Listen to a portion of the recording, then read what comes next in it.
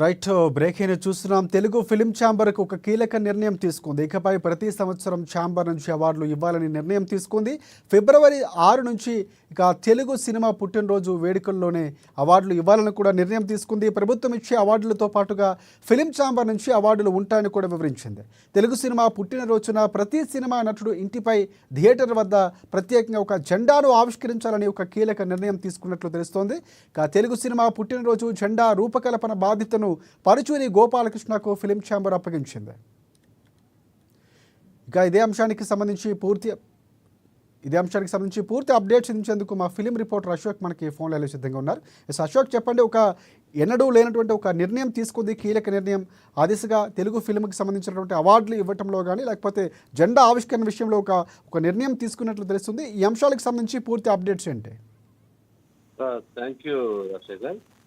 Telugu film chamber ఒక కీలక నిర్ణయం తీసుకున్న విషయం మాట వాస్తవం. ఎందుకంటే ఈ అవార్డుల విషయంలో కానీ సినిమా ఇండస్ట్రీకి సంబంధించినటువంటి 24 క్రాఫ్ట్ టెక్నీషియన్స్ కావచ్చు, ఆర్టిస్టులు కావచ్చు, ఇవన్నీ కూడా ప్రభుత్వాలు మనం చూస్తున్నాం. ఈ నంది అవార్డులు దాదాపుగా ఈ స్టేట్ బైఫర్కేషన్ అయినప్పటి నుంచి కూడా ఎటువంటి అవార్డ్స్ లేవు ఏపీ కానీ తెలంగాణలో కానీ.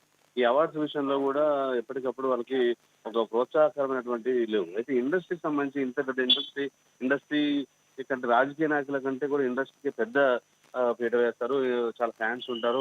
ఇండస్ట్రీ మీద కొన్ని వేల లక్షల మంది ప్రత్యక్షంగా పరోక్షంగా బతుకున్నారు. ఇటువంటి ఇండస్ట్రీ ఎప్పుడు కూడా కలకాలం ఉండాలి. ప్రతి ఆర్టిస్ట్కి, ప్రతి టెక్నీషియన్స్ కూడా సపోర్ట్ గా ఉండాలంటే మనం కొన్ని ఒక పండగ చేసుకోవాలి. అంటే ఒక పండగ వాతావరణం అంటే ఒక ఫిబ్రవరి 6వ తారీఖున తెలుగు సినిమా పండగ చేస్తారు. దీనికి సంబంధించినటువంటి కూడా బాధ్యతలన్నీ కూడా పరుచూరి గోపాలకృష్ణకి అప్పగించారు.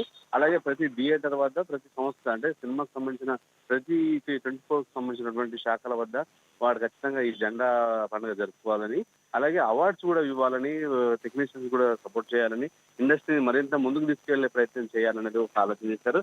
దీనికి సంబంధించి కూడా ఇండస్ట్రీకి సంబంధించినటువంటి 24 సంవత్సరాల ముఖ్యులందరూ కూడా సమావేశం అయ్యారు. దీనికి సంబంధించి ప్రత్యేక చర్చ జరుగుతున్నారు. దీనికి సంబంధించి విధి విధానాలు కూడా ఎలా ఉండబోతాయి ఏంటి అనేది తెలుసుకున్నాం. ఎందుకంటే ఇటు మనం చూస్తున్నాం ఈ అవార్డుల విషయంలో కావచ్చు, టెక్నీషియన్స్ ని వాళ్ళకు ఇచ్చేటువంటి ప్రిఫరెన్స్ కావచ్చు, ఈ టెక్నీషియన్స్ మీద వారికి ఒక సరైన ప్రోత్సాహం లేకపోవడం, అంటే కొత్తగా వచ్చే వాళ్ళకు కూడా ప్రోత్సాహం ఇచ్చే విధంగా, ఉన్న వాళ్ళకి మరింత ప్రోత్సాహం ఇచ్చే విధంగా ఇవన్నీ కూడా ఒక చేయాలని, దీనికి ఎవరినో అడిగి సబ్సిడీలు కావాలని, ఎవరినో అడిగి అవార్డులు తీసుకోవడం కంటే కూడా ఇండస్ట్రీ నుంచి ఇవ్వాల్సిన బాధ్యత తీసుకోవాలి మనం.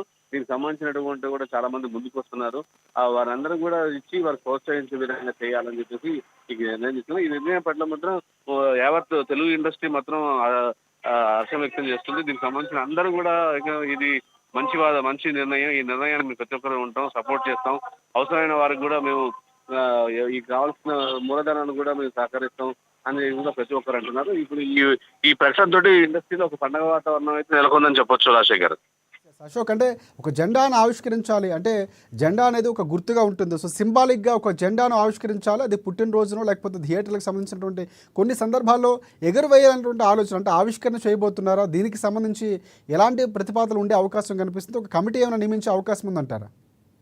అంటే దీనికి సంబంధించినటువంటి జెండా అనేది దానికి సంబంధించినటువంటి ఇప్పటికే మనం చూసాం. అయితే ఈ 24 ఇండస్ట్రీకి సంబంధించిన కూడా కొన్ని గుర్తులు ఉన్నాయి. ఆ గుర్తులందరినీ కూడా చేసి దీనికి ఒక కమిటీ వేస్తున్నారు. కమిటీ కూడా ఇప్పుడు 24 సంవత్సరం కూడా అధ్యక్షుని, సెక్రటరీని కూడా తీసుకొని దీనికి ఒక కమిటీ వేసి దీంట్లో విధానాలు, జెండా ఎలా ఉండాలి, జెండా సంబంధించినటువంటి విధి విధానాలు ఎలా ఉండాలి, ఏ ప్రాతిపదికన ఇది ఉండాలి, అందరినీ కలుసుకునే విధంగా ఒక ఎంబ్లం, ఒక గుర్తు ఉండాలి. దానికి రంగులు కూడా నిర్దేశించాలనేది కూడా ఒక ప్రస్తుతం ప్రాథమికంగా వాళ్ళు అనుకున్నారు.